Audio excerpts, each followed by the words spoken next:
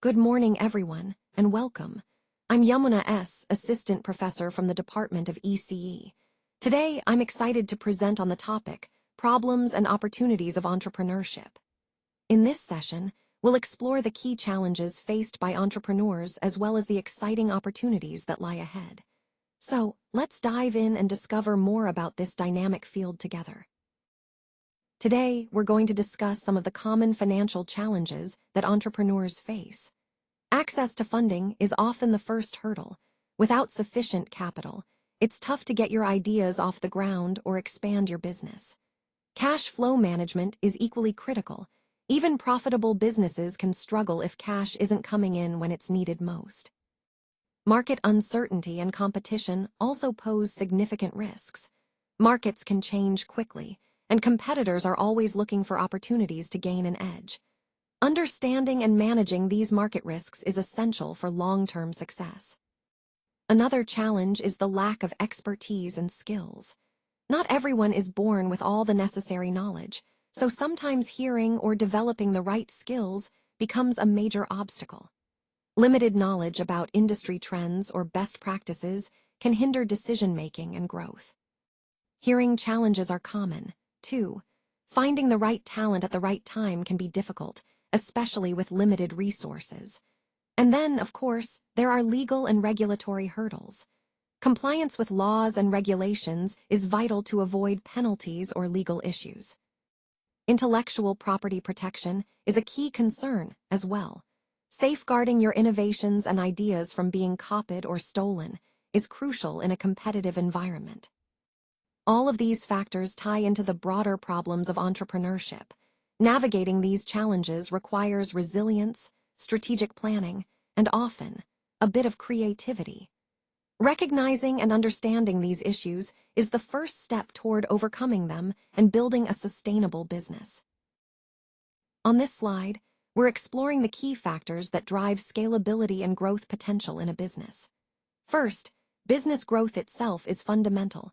Expanding your market, increasing sales, and scaling operations are essential for long-term success.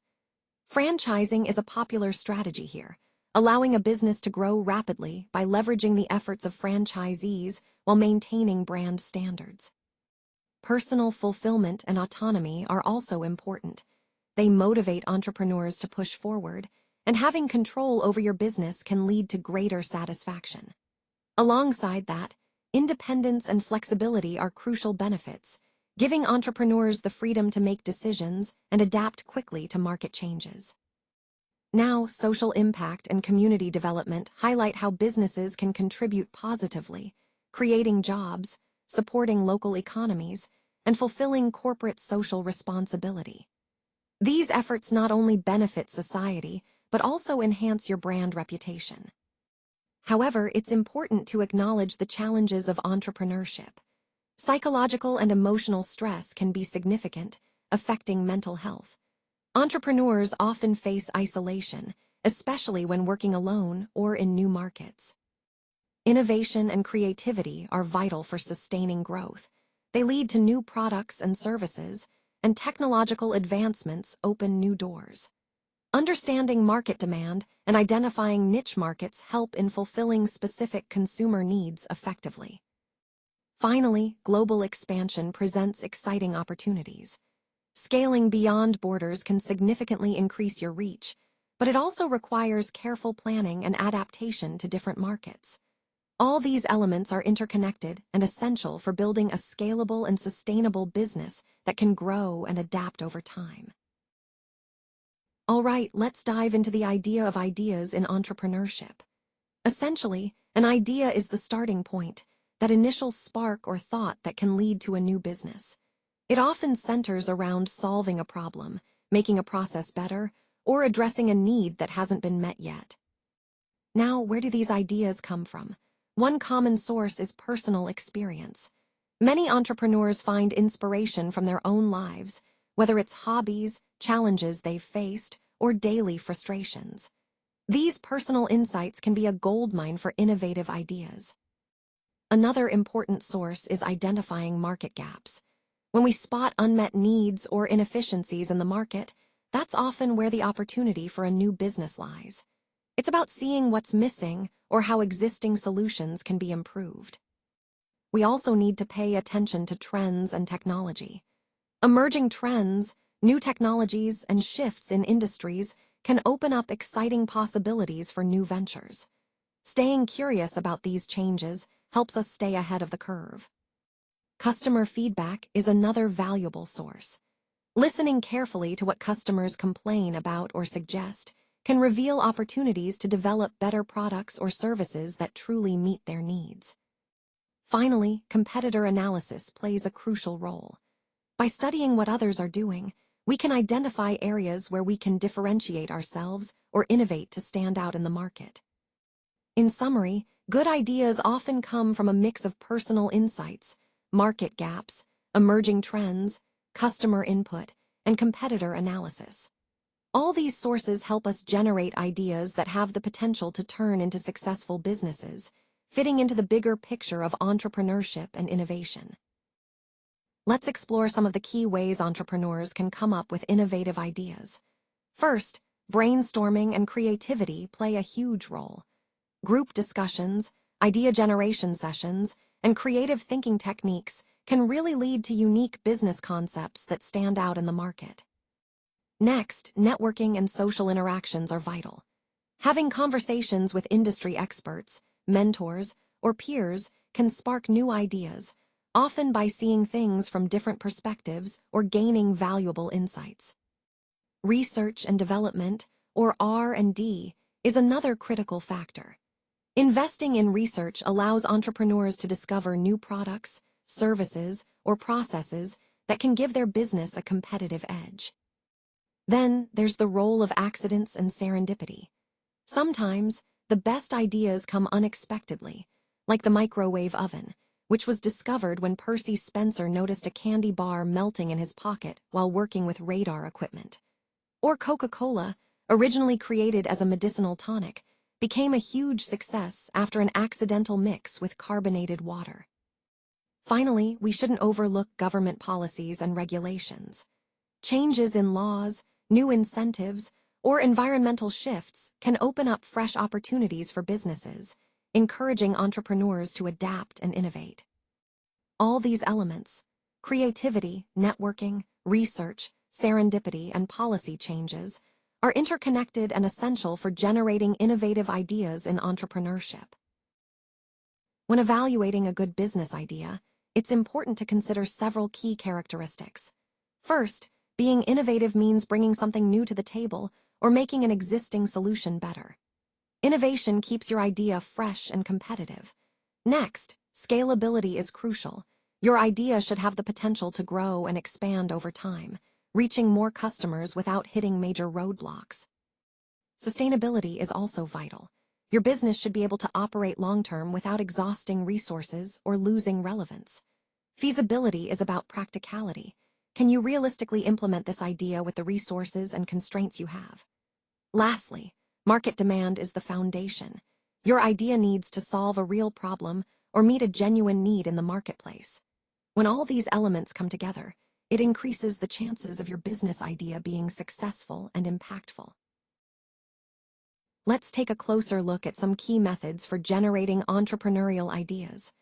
First, there's brainstorming, which involves free-thinking sessions where we encourage ourselves to come up with as many ideas as possible without judgment. This helps unlock creativity and often leads to innovative concepts. Next, market research plays a crucial role. By studying industry trends and understanding customer needs, we can identify opportunities that are aligned with current demands and gaps in the market. Another approach is adopting a problem-solving mindset. This means actively looking for challenges or pain points and then thinking about how we can develop solutions to address them. Many successful businesses start from solving real problems. Observing consumer behavior is also vital. Noticing gaps or unmet needs in services or products, like how Uber identified transportation issues or Netflix changed how we watch movies, can spark new ideas that resonate with people. Finally, networking is an important method. Engaging with experts, mentors, and peers allows us to gain different perspectives, receive valuable feedback, and refine our ideas. These interactions often open doors to new opportunities we might not have considered on our own. All these methods, brainstorming, market research, problem-solving, observing consumer behavior, and networking, are interconnected tools that help us generate innovative entrepreneurial ideas and keep us aligned with real-world needs. Vamos falar sobre a análise de mercado.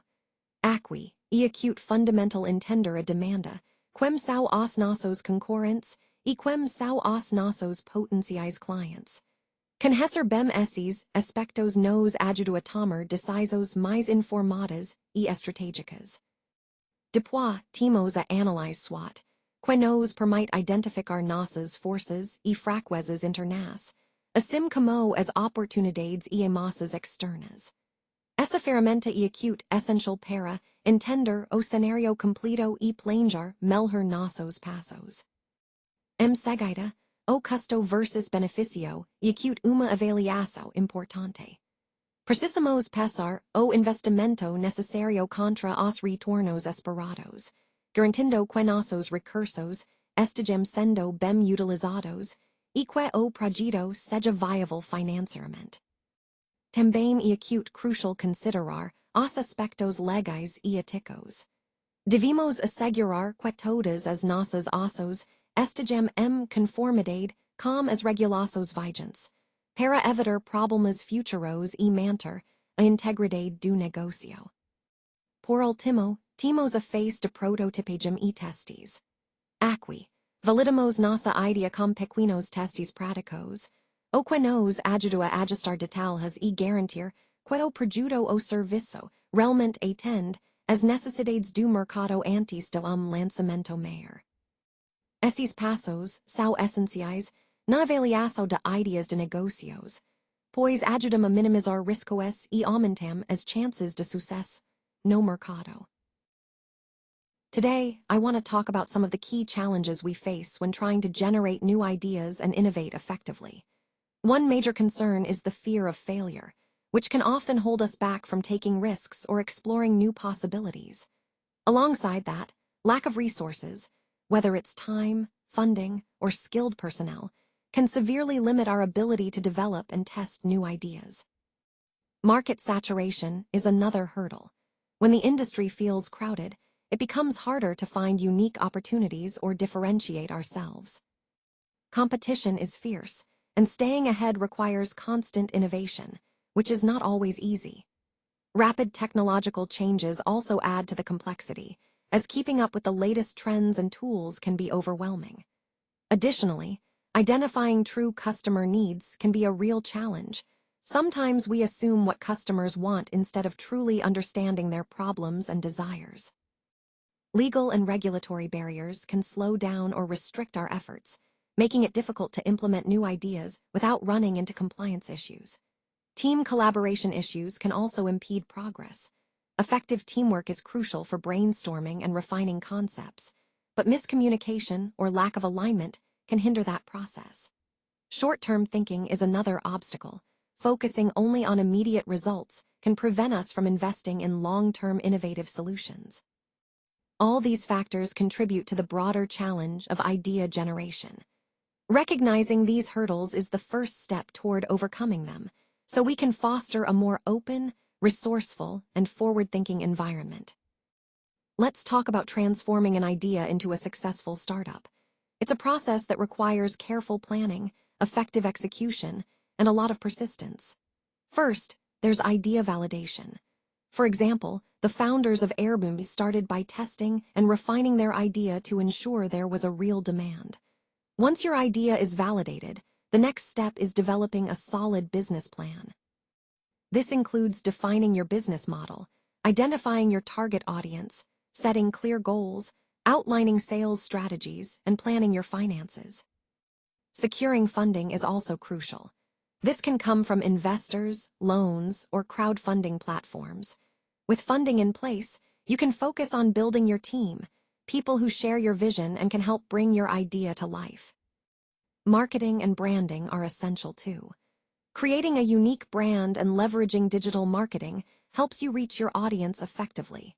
When you're ready to launch, start with a targeted audience and then refine your approach based on their feedback. As your business grows, it's important to optimize operations and improve the customer experience continuously. Expanding to new markets or adding features should be driven by demand and data. Keep a close eye on key performance indicators, or KPIs, to monitor your growth and make informed decisions. Taking Amazon as an example, they began as an online bookstore and then expanded into a global marketplace. This shows how initial focus, combined with strategic scaling, can lead to massive success. Ultimately, entrepreneurial success begins with a strong, innovative idea. The journey of refining, validating, and implementing that idea is what builds a sustainable business. Turning ideas into startups is about persistence, adaptability, and strategic planning at every step. Entrepreneurs succeed by solving real problems.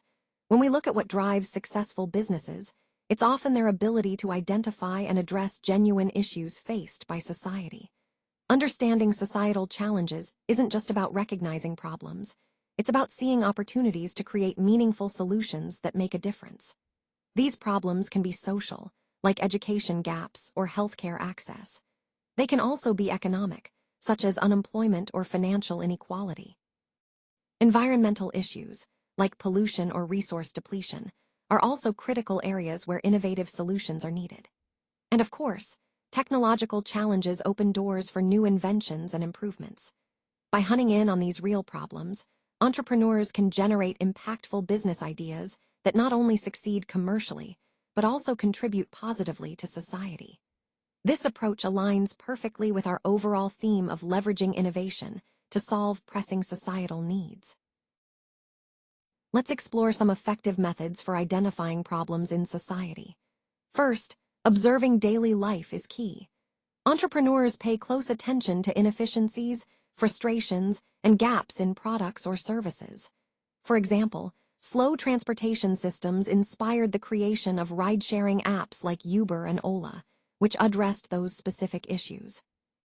Next, engaging with communities is very important. Talking directly to people helps us understand their struggles and needs. Take local farmers facing low yields. By listening to their challenges, innovators develop new agricultural technologies to help them succeed. Another method is analyzing market trends. By studying emerging patterns within industries, we can spot unaddressed challenges. For instance, the rise of remote work created a demand for better virtual collaboration tools, opening new opportunities for innovation. Lastly, using customer feedback is invaluable. Listening to complaints and reviews reveals unmet needs. Companies like McDonald's improved their Happy Meals based on customer preferences, and Netflix transitioned from DVDs to streaming because of user demand, which transformed their business model. So, by observing daily life, engaging with communities, analyzing market trends, and listening to customer feedback, we can effectively identify societal problems worth solving. Now, let's look at some key methods for identifying problems in society. First, studying government policies and regulations is crucial because changes in laws often create new challenges and opportunities. For example, when environmental regulations become stricter, they can encourage the development of eco-friendly products. These new laws can open doors for innovation and help address environmental issues. Next, conducting surveys and research is another vital approach. By gathering data through surveys, polls, and research studies, we can validate the existence of problems. For instance, researching healthcare issues in underdeveloped regions helps us understand the specific needs and develop affordable medical solutions that truly make a difference. Finally, leveraging technology and innovation plays a huge role. Examining how new technologies can solve societal problems is essential. For example, AI and automation can reduce inefficiencies in manual labor, making processes faster, cheaper, and more effective. Together, these methods help us identify real societal problems and develop meaningful solutions. aligning perfectly with our overall goal of creating positive change. Today, I want to touch on some of the key social issues that many entrepreneurs are actively addressing. First, we have poverty, education gaps, and unemployment. These are fundamental challenges that affect communities worldwide and create opportunities for innovative solutions. When it comes to health problems, we see a lack of affordable health care and the need for greater mental health awareness, highlighting areas where new approaches can make a real difference. Environmental concerns also stand out, with pollution, waste management, and sustainability being critical issues that demand creative, sustainable solutions. Then there are technology gaps, including cybersecurity, digital literacy, and automation needs, which are essential for keeping up with rapid technological change and ensuring inclusive progress. All of these issues are interconnected, and entrepreneurs play a vital role in solving these common problems by developing innovative products, services, and initiatives that can transform communities and improve lives. Understanding these challenges helps us see the broader context of why entrepreneurial solutions are so necessary and impactful. Let's talk about how entrepreneurs identify problems in society and turn them into opportunities. First, observation and awareness are crucial. For example, Uber identified the need for convenient transportation, and that insight transformed how we get around. Engaging with communities is also vital. Dahat, for instance, connected farmers with markets, improving crop rates and income. Analyzing trends and patterns helps spot emerging needs. Tesla and Beyond Meat are great examples of companies that read market shifts and innovated accordingly.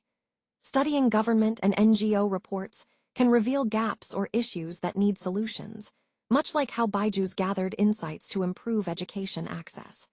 Personal experiences can spark ideas too, like Spanx did in the undergarments industry. The key is turning problems into business opportunities. Once you see an issue, generate ideas. Think about companies like Swiggy or DoorDash that created new food delivery models. Conduct market research to understand consumer needs better. Notice how health consciousness led to startups offering organic and natural foods. Developing a solid business model, as Netflix did with its subscription service, is the next step. Prototyping and testing are essential. Zappos, for example, tested the online shoe selling concept before scaling up. Building a scalable solution means creating something that can grow.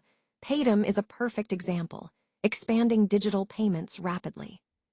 So, in essence, entrepreneurs stay alert, analyze the environment, listen to communities, and always look for problems that can be transformed into innovative solutions.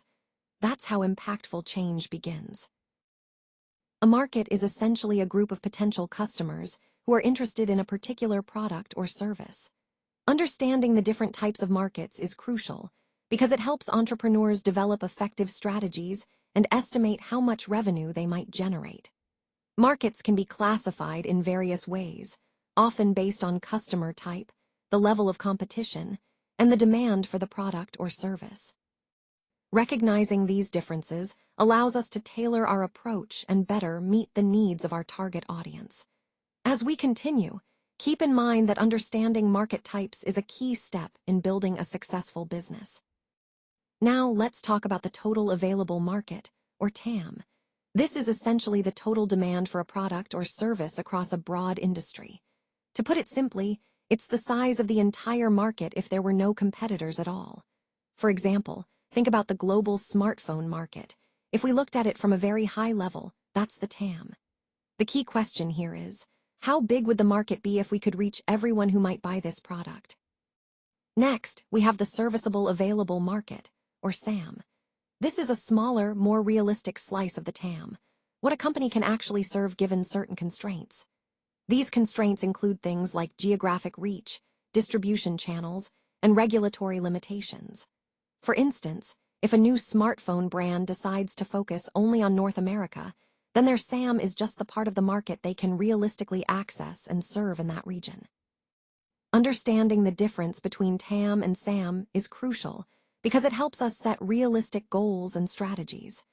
The TAM gives us the big picture, while the SAM helps us focus on what's achievable in the short term. This distinction is key in aligning our market expectations with our actual capabilities as a business. Now, let's look at the serviceable obtainable market, or SOM. This is essentially the portion of the market that a business can realistically capture, considering its strategy and the level of competition. It's a crucial concept because it helps us understand the actual revenue potential for the business. For example, if a startup is planning their first-year sales in a specific city, SOM would compare that to the total national market to see what slice of the pie they might realistically claim. Moving on, let's talk about market segmentation. This is about dividing a broad market into smaller, more manageable niche segments.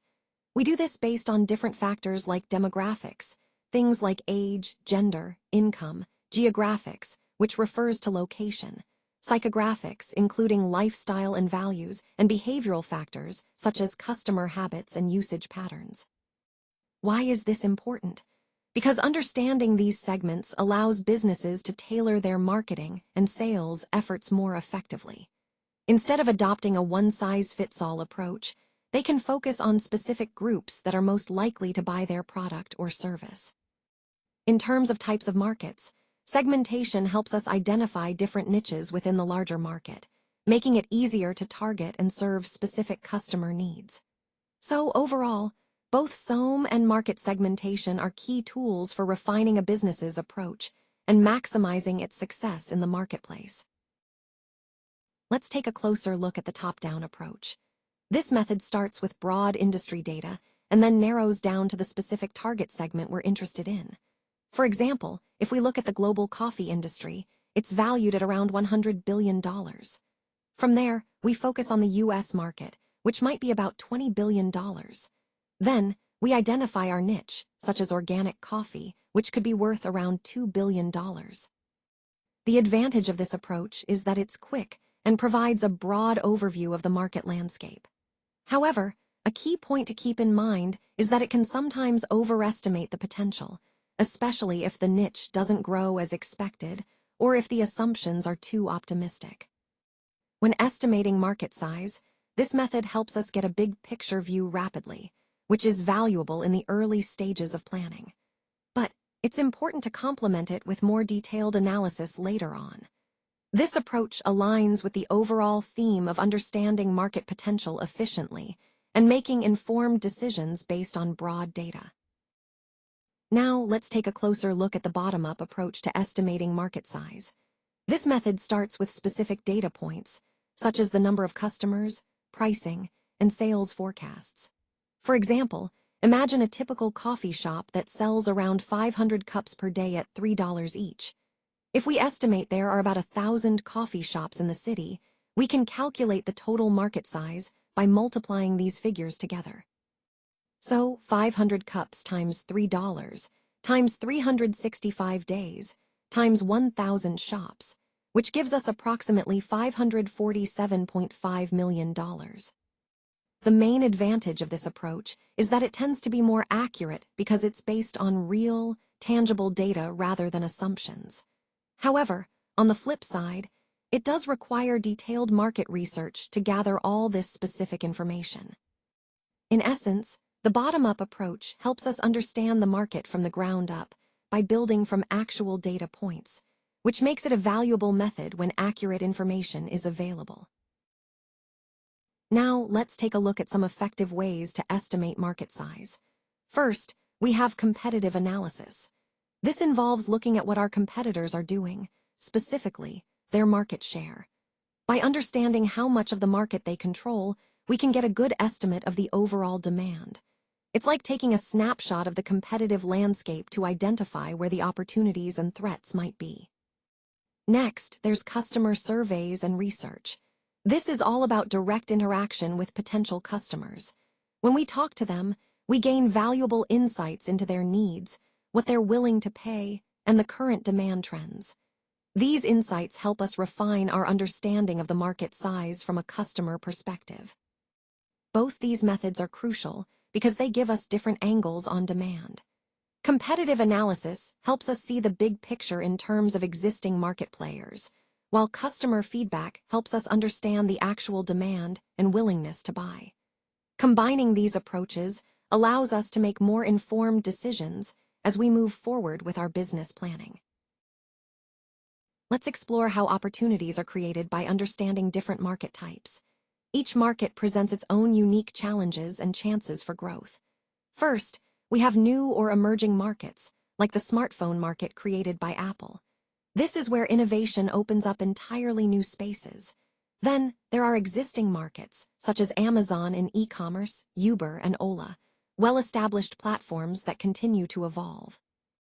Next, we see niche markets, which are small but highly specialized, like GoPro's action cameras or vegan foods. These target specific customer segments with tailored offerings. Growing markets, like BYJU's and Coursera, are expanding rapidly as demand increases for online education. On the other hand, declining markets, such as Kodak, show how some industries fade over time without adaptation. Then, we have blue ocean markets. These are untapped, often created by redefining industry boundaries. For example, Cirque du Soleil blended circus and theater to create a whole new entertainment experience, avoiding direct competition. Conversely, red ocean markets are highly competitive, like low-cost airlines such as AirAsia, where many players fight over the same customer base. Understanding these market types helps us identify where opportunities lie and how to approach market creation strategically. Recognizing whether you're entering a blue ocean or competing in a red ocean can make all the difference in your success. Now, let's take a closer look at some of the key factors to consider when exploring different market types. First, evaluating the market size is essential. We need to understand the potential customer base and how scalable the opportunity is. This helps us gauge whether the market can support our growth plans. Next, examining market trends is crucial. Are there emerging trends like sustainability, digital transformation, or health consciousness? Recognizing these shifts allows us to align our offerings with what consumers are increasingly valuing. Understanding customer needs is equally important. We should identify their pain points, preferences, and behaviors so our solutions truly resonate with them. Analyzing competitors helps us find our market entry points.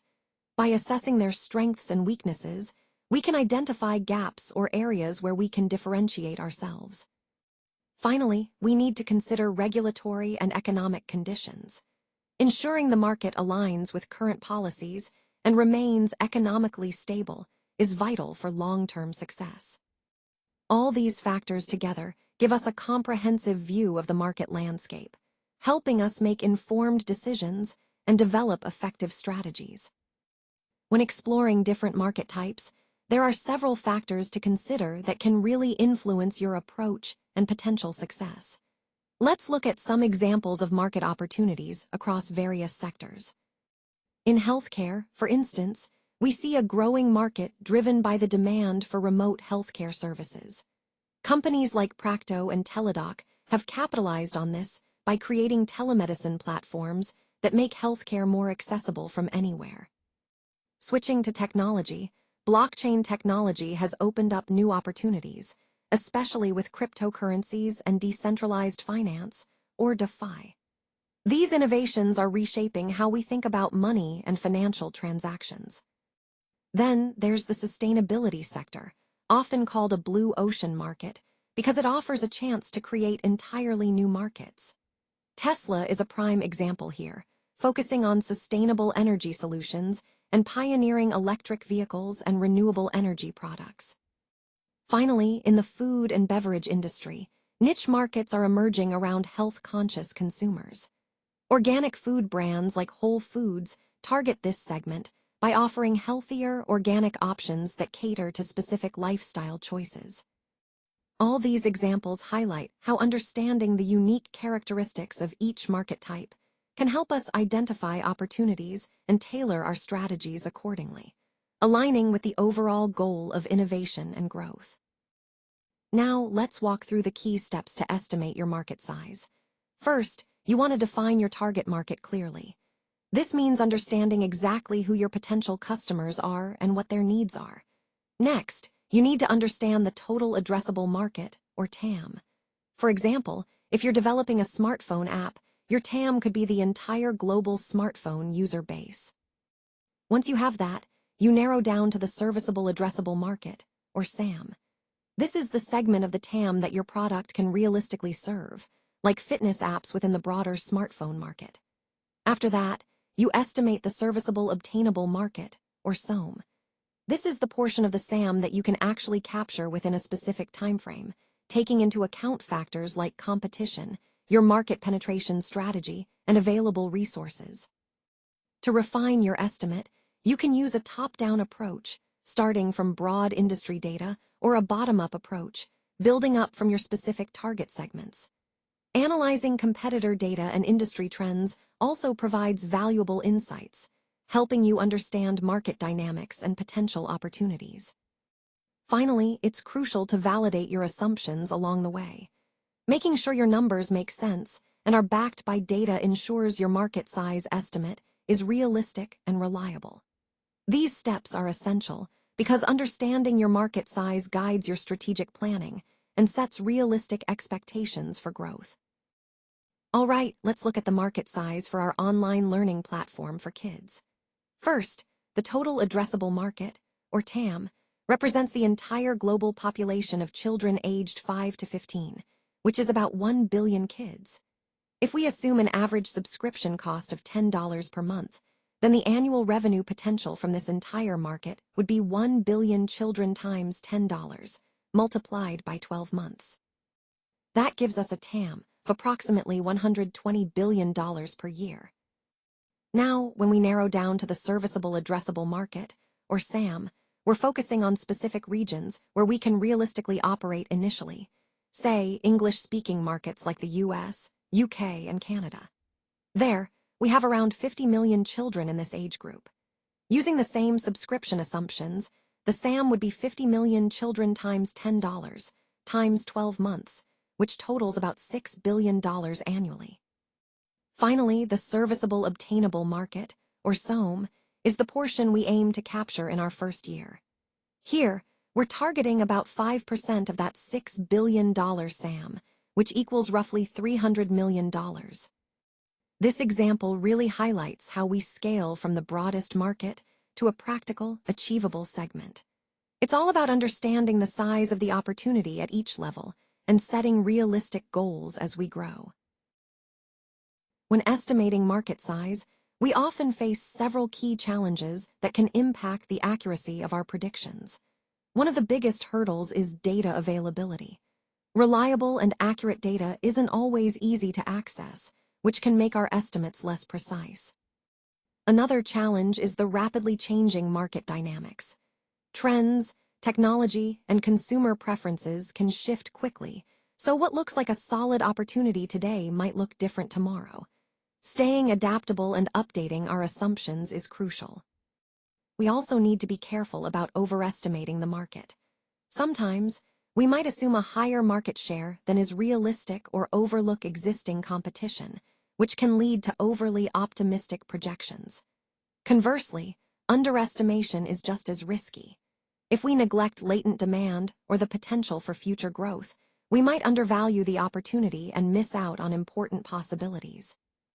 Overall, understanding these challenges helps us develop more balanced and realistic market size estimates, which is vital for making sound, strategic decisions in any venture. Now, let's talk about understanding our customers and consumers, which is absolutely essential for the success of any business. A customer is the person who actually purchases a product or service from us, but a consumer is the end user, meaning the person who ultimately uses or consumes the product or service. Sometimes, the customer and the consumer are the same person, but often they are different. That's why it's so important for businesses to analyze customer needs, preferences, and behaviors.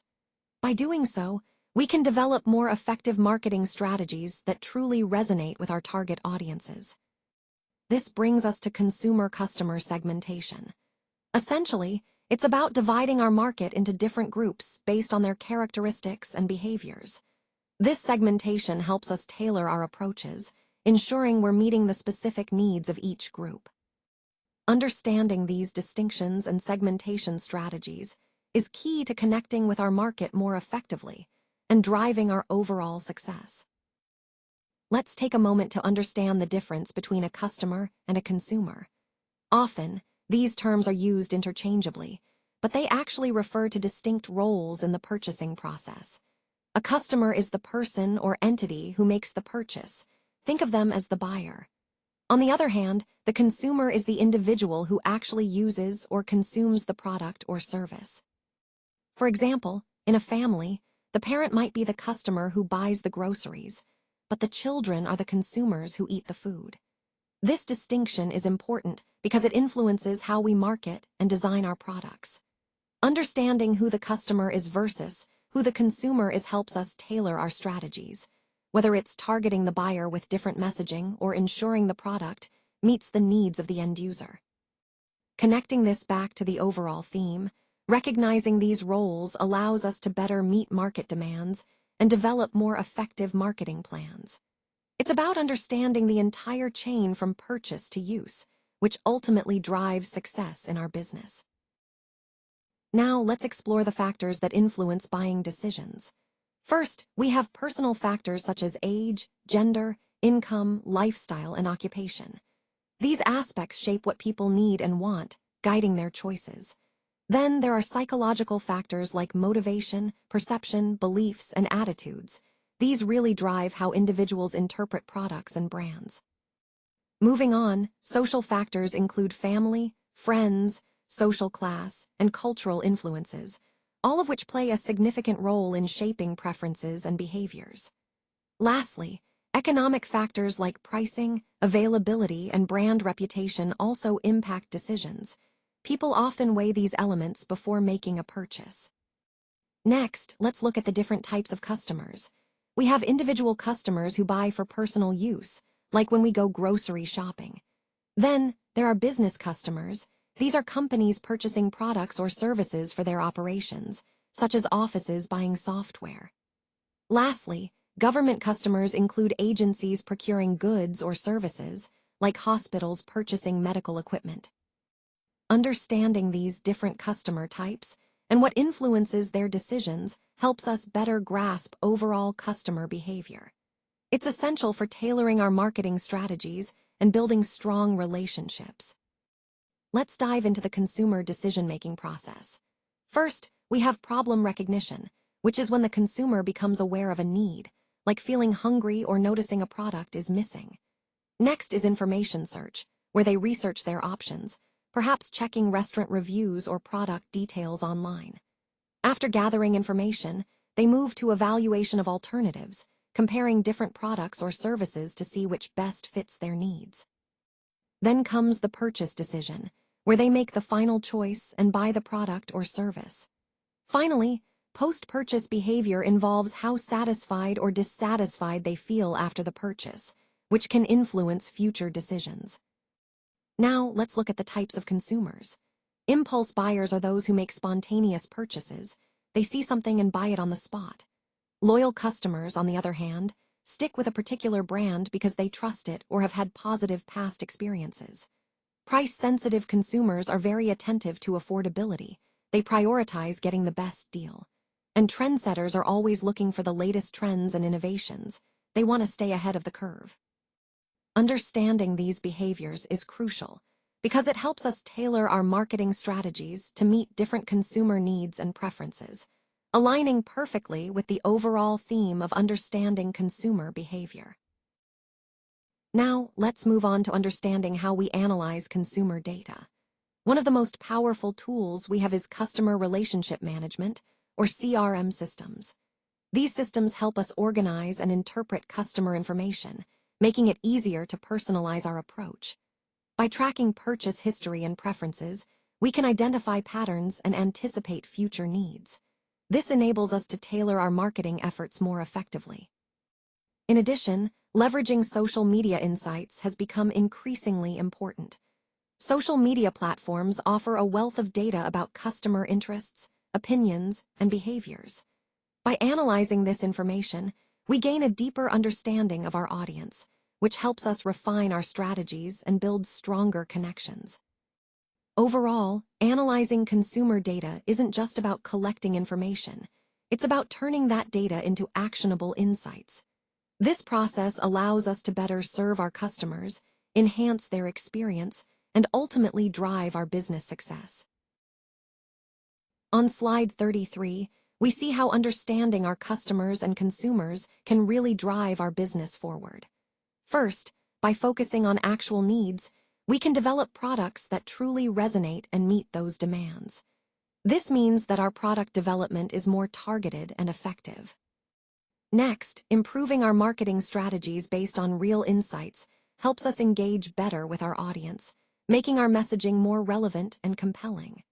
When we understand what motivates our customers, we can foster stronger relationships and boost satisfaction and loyalty. All of these efforts ultimately lead to growth and increased profitability. Now, let's remember that customers buy products, but consumers actually use them. Recognizing this distinction is crucial because it guides us to research both behaviors thoroughly. Businesses should analyze customer behavior, segment markets effectively, and leverage data to make informed decisions. By meeting the needs of consumers, we set ourselves up for long-term success and build lasting brand loyalty. So, understanding both the customer and the consumer is key to staying competitive and ensuring our strategies are aligned with what people truly want and need. Let's talk about customer segmentation. Essentially, it's the process of dividing a broad customer base into smaller, more manageable groups that share similar characteristics. By doing this, businesses can develop more targeted marketing strategies that resonate better with each group. It also helps improve the overall customer experience because you're speaking directly to their specific needs and preferences. Plus, when resources are focused more effectively, the entire operation becomes more efficient.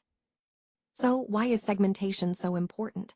First, it increases efficiency in marketing and sales efforts because you're not wasting time and money on broad, generic campaigns. Instead, you're tailoring your message to those who are most likely to respond. Second, it helps us better understand what our customers want and need, which is key to building strong relationships. And finally, effective segmentation can lead to higher customer retention and loyalty because customers feel understood and valued. In short, customer segmentation is a vital tool that aligns with our overall goal of creating meaningful, personalized experiences that drive business growth. Let's talk about demographic segmentation. This approach focuses on personal attributes such as age, gender, income level, education, occupation, and marital status. These factors help us understand who our customers are on a more personal level. For example, a luxury car company might target high-income individuals because they are more likely to afford and appreciate premium vehicles. By segmenting customers this way, we can tailor our marketing strategies to match their specific characteristics. Recognizing these demographic factors is crucial because they influence buying behavior and preferences. Overall, demographic segmentation allows us to identify and connect with the right audience based on their personal attributes, making our marketing efforts more effective. Now, let's take a closer look at the different types of customer segmentation, starting with geographic segmentation. This approach is all about dividing the market based on location and regional factors. For example, a clothing brand might sell winter jackets in colder regions, where people need extra warmth, and summer outfits in warmer areas.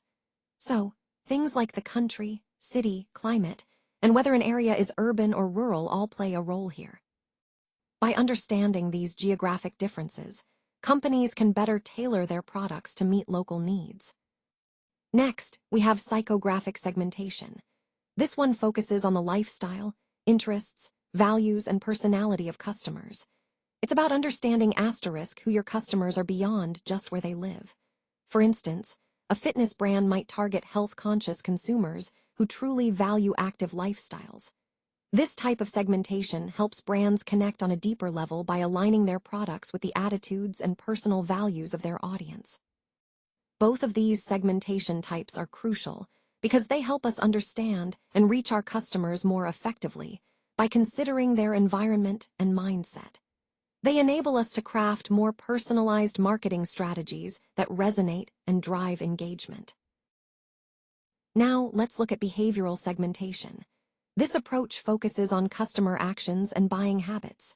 For example, we might categorize customers as frequent buyers or occasional buyers based on how often they make purchases. Another important factor is brand loyalty, how committed they are to a specific brand. Price sensitivity is also key. Some customers are more responsive to price changes than others. Additionally, we consider product usage, whether they are light, moderate, or heavy users of a product or service. To give you a practical example, think of a streaming service. They might segment users into casual viewers and binge watchers. This helps them recommend content tailored to each group's viewing habits, enhancing the user experience and engagement.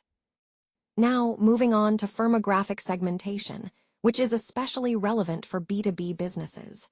This type of segmentation looks at characteristics of the companies themselves. Key factors include the industry type, the size of the company, its revenue, and specific business needs. For instance, a software company might offer different solutions tailored to small startups versus large corporations. The needs and scale are very different, so customizing their offerings ensures they meet each segment's unique requirements. Both behavioral and firmographic segmentation help us target our marketing more precisely, making sure we reach the right customers with the right message. Now let's walk through the key steps in customer segmentation. First, defining your objectives is crucial. Ask yourself, what do you want to achieve? For example, are you aiming to increase sales or improve the customer experience? Clearly setting these goals guides the entire process. Next, you need to collect data. This can come from various sources like surveys, your customer databases, or social media analytics. The more comprehensive your data, the better your insights will be. Once you have the data, the next step is analyzing and segmenting your customers. Look for patterns. What similarities do your customers share? Then, divide them into meaningful groups based on these patterns. This helps you understand different customer needs and behaviors. After segmenting, develop targeted strategies for each group. Think about creating personalized marketing messages or product offerings that resonate with each segment specifically. This approach increases engagement and satisfaction. Finally, it's important to continuously monitor and adjust your segmentation. Customer preferences and market trends change, so regularly gather feedback and refine your groups accordingly. This way, your strategies stay relevant and effective over time. These steps form the foundation of successful customer segmentation, helping you serve your customers better and meet your business goals more effectively. Now, let's explore some key benefits of customer segmentation. First, it allows us to improve marketing efficiency by focusing on high-value customers. This means we can allocate our resources more effectively and target those who are most likely to generate the greatest return. Next, it supports better product development by helping us create products that specifically meet our customers' needs. When we understand different customer segments, we can tailor our offerings to match their preferences and expectations. Another important benefit is higher customer retention. Personalized experiences, which are made possible through segmentation, foster loyalty and keep customers coming back. Additionally, segmentation enables us to optimize our pricing strategies. We can set different prices for different customer groups, ensuring our pricing is competitive and appealing to each segment. Finally, all these advantages contribute to a stronger competitive edge. By understanding and catering to various customer groups, we can differentiate ourselves in the market, stand out from competitors, and build a more resilient business overall. These benefits tie back to our overall goal of creating more targeted, effective, and customer-centric strategies. Now, let's talk about some of the key challenges we face with customer segmentation. First, collecting accurate and sufficient data can be quite tricky. We need reliable information to truly understand our customers, but gathering that data often requires significant effort and resources. Next, customer behaviors are constantly changing, so keeping up with those shifts is essential to stay relevant. If we fall behind, our segmentation efforts might become outdated, leading to less effective marketing strategies. Another challenge is avoiding oversegmentation. While dividing customers into segments is useful, too many small segments can limit growth opportunities. It's about finding the right balance, being detailed enough to personalize effectively, but not so granular that it hampers scalability. Moving on to the conclusion, customer segmentation is really a cornerstone of effective business strategy. It helps us serve our audience better by tailoring our marketing and product development to specific groups. Using different approaches, demographic, geographic, psychographic, and behavioral segmentation, allows us to be more precise and relevant. And it's important to remember that segmentation isn't a one-time task. Regularly updating our segments ensures we adapt to changing customer needs and preferences, which ultimately drives ongoing business growth and keeps our customers satisfied. Let's talk about niche markets. A niche market is essentially a focused, targetable subset of a larger market.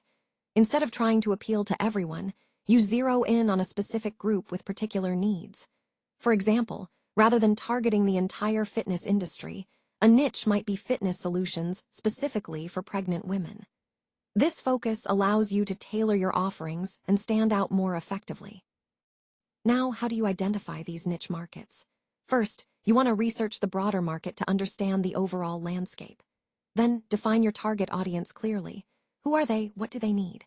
Next, look for trends and emerging needs. What's growing in popularity or becoming more important? Analyzing your competitors is also crucial to see what gaps you can fill.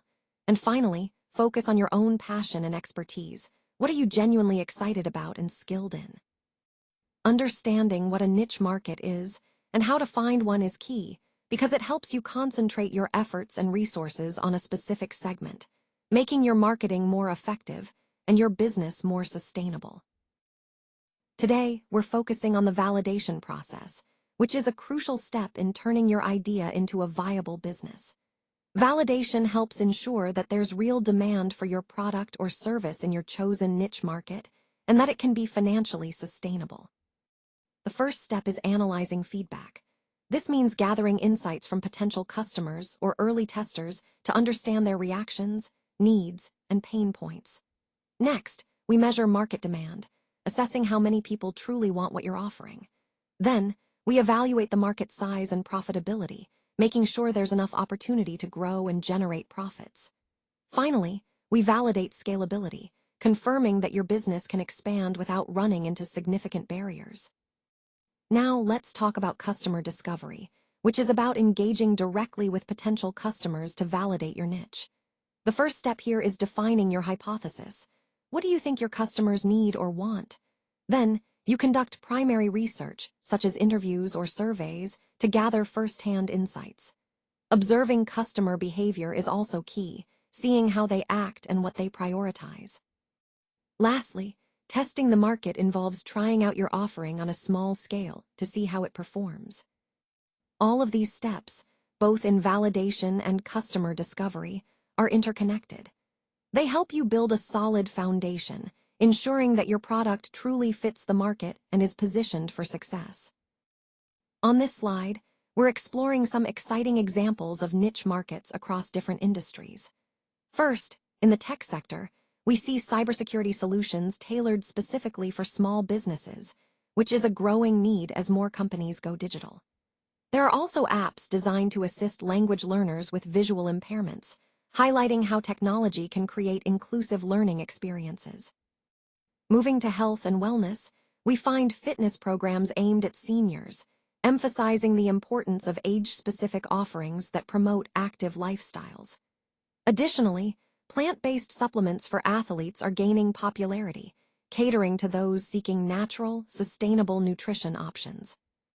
In e-commerce, there's a surge in handmade jewelry targeting minimalist fashion lovers, illustrating how personalization and unique craftsmanship appeal to specific style preferences. Also, customized travel accessories are perfect for digital nomads who value practicality and individuality on their journeys. Finally, in the food industry, Vegan meal kits are designed for busy professionals who want quick, healthy plant-based options. There are also gluten-free snacks crafted for children, addressing dietary needs with convenience. These examples all demonstrate how identifying and catering to niche markets allows businesses to stand out and meet specialized consumer demands. This ties back to our overall theme of understanding market segmentation and how it drives targeted innovation. Now let's look at the benefits of identifying a niche market. First, one major advantage is reduced competition. When you focus on underserved segments, you're targeting groups that bigger players might overlook, which naturally means less rivalry. This can give you a clearer path to establish your presence. Another key benefit is customer loyalty.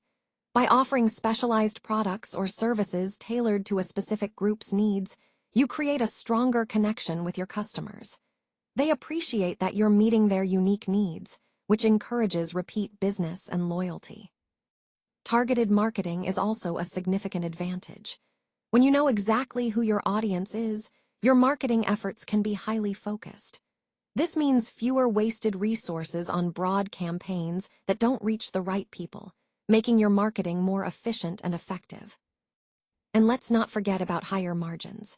Niche customers are often willing to pay a premium for solutions that are customized to their needs.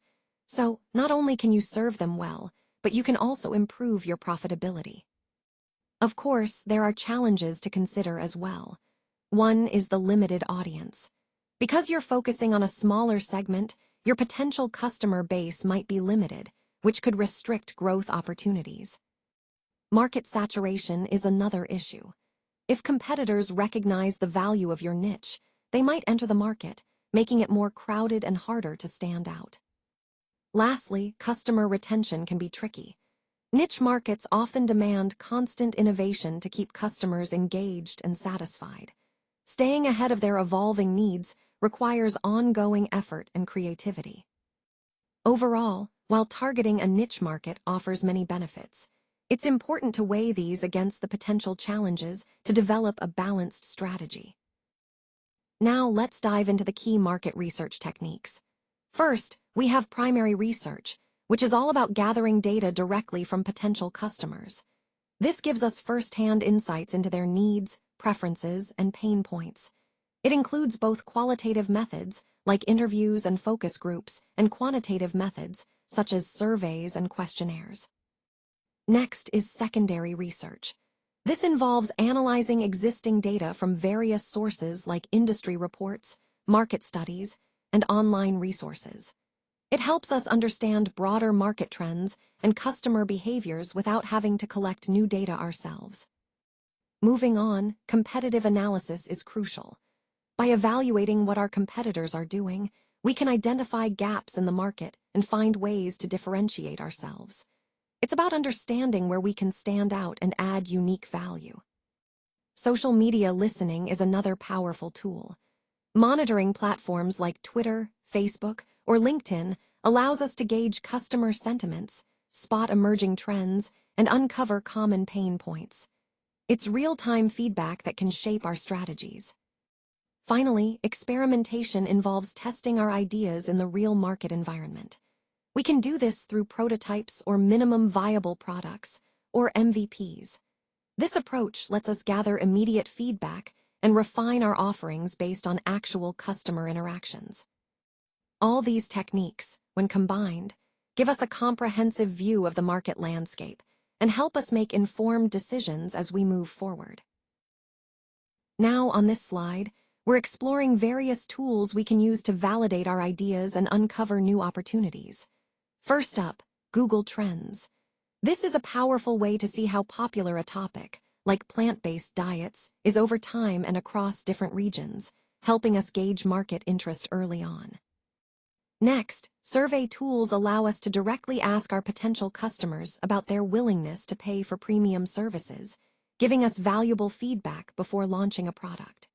Social media analytics tools help us analyze engagement on posts about new product concepts, which can confirm if there's genuine interest or excitement around our ideas. Crowdfunding platforms are also fantastic for pre-selling innovations, like a tech gadget, to test demand and gather initial funding simultaneously. Data analysis tools, such as Tableau, help us visualize customer preferences across different age groups, revealing trends that can shape our marketing strategies. When we look at e-commerce and marketplaces, checking reviews on products like electric kettles on Amazon can help us identify common complaints and unmet needs, guiding product improvements. Competitor monitoring tools like SEMrush give us insights into what keywords are driving success for competitors, so we can optimize our own online presence. CRM and feedback tools, such as Zendesk, are essential for tracking customer complaints and identifying areas where we can improve service or product features. Lastly, heat map and user behavior tools, like Hotjar, show us where visitors might be getting confused on our website, allowing us to enhance user experience. Together, these tools form a comprehensive toolkit for validating ideas and discovering opportunities, ensuring we make informed decisions at every step of our innovation journey. Now, let's look at the steps for validating your ideas and opportunities. First, it's crucial to clearly define your objectives. Ask yourself, what problem are you trying to solve? Who is your target audience? Understanding these points helps shape your entire approach. Next, you need to gather data. This means combining primary research, like surveys or interviews, with secondary sources such as industry reports or online trends to collect relevant information. Once you have data, analyze demand by assessing search volume, identifying trends, and monitoring social media discussions. This helps validate whether there's genuine interest in your idea. Then, develop a minimum viable product, or MVP, which is a basic version of your product or service. Launching this allows you to test its feasibility in the real world. After that, collect feedback through surveys, interviews, and user analytics. This feedback is essential for understanding what works and what needs improvement. Finally, iterate and improve your offering by incorporating this feedback, making adjustments to better meet customer needs.